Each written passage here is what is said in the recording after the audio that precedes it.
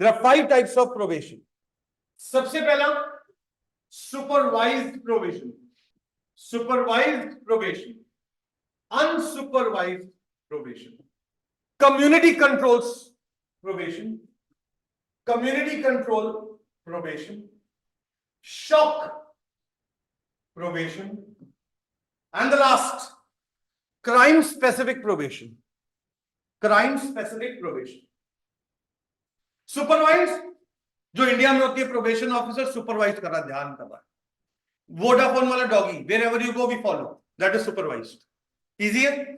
Unsupervised खुला छोड़ दो भाई, तेरे को हमने प्रोबेशन पे दे दिया, तू आज जा, अब खुला सान टाइप्स, तू जा घूम जो मर्जी कर, वी डोंट केयर। तेरे खिलाफ कंप्लेंट आएगी तो तेरे को उल्टा टांगेंगे, उससे पहले हम तुझे पूछेंगे भी नहीं।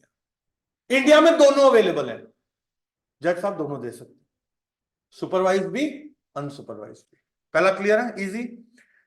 कम्युनिटी कंट्रोल, कम्युनिटी कंट्रोल का मतलब ये होता है कि यहां पर हम किसी एक इंडिविजुअल को नहीं देते, यहां पे प्रोबेशन में इंडिविजुअल नहीं देते, यहां पे मल्टीपल पीपल को कहते हैं कि इसका ध्यान रखिएगा, अगर ये कुछ गलत करे तो हमें बता दीजिए।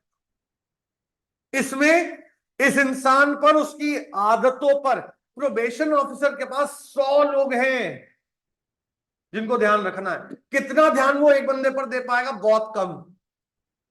पर हमारे घर के आसपास में जो हमारे आंटियां होती हैं, जो तुम्हारे आने जाने पर ध्यान रखती हैं, कैसे ध्यान देती हैं वो?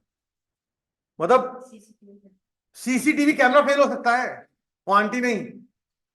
और वो, अच्छा एक बात देखिए, आप नॉर्मली भी हम निकले, जैसे पार्टी पे आप जा रहे हैं, नॉर्मली आप ड्रेस है, या किसी के बर्थडे की पार्टी पर जा रहे हैं, और आप कुछ भी मतलब ऐसे देखेंगे कितना बड़ा पाप करें हम दुनिया में जी, तो ऐसा होता है कम्युनिटी कंट्रोल। बट शॉक वाली जो है प्रोबेशन, वो इंडिया में अप्लाई नहीं होती। शॉक प्रोबेशन होती है कि किसी बंदे को थोड़ी देर के लिए जेल में डालो, 1 दिन के लिए जेल में रखो, इसके बाद प्रोबेशन पे छोड़ेंगे। क्यों? बाय, मैंने तुम्हें बताया था किसी को सेंसिटाइज करने के 2 तरीके होते हैं। मम्मी पापा कह रहे हैं बेटा इस चीज को मत टच करो, ये गर्म है, लेकिन हम तो जेम्स बॉन्ड थे, गर्म है हमें नहीं लगता, हम तो टच करेंगे।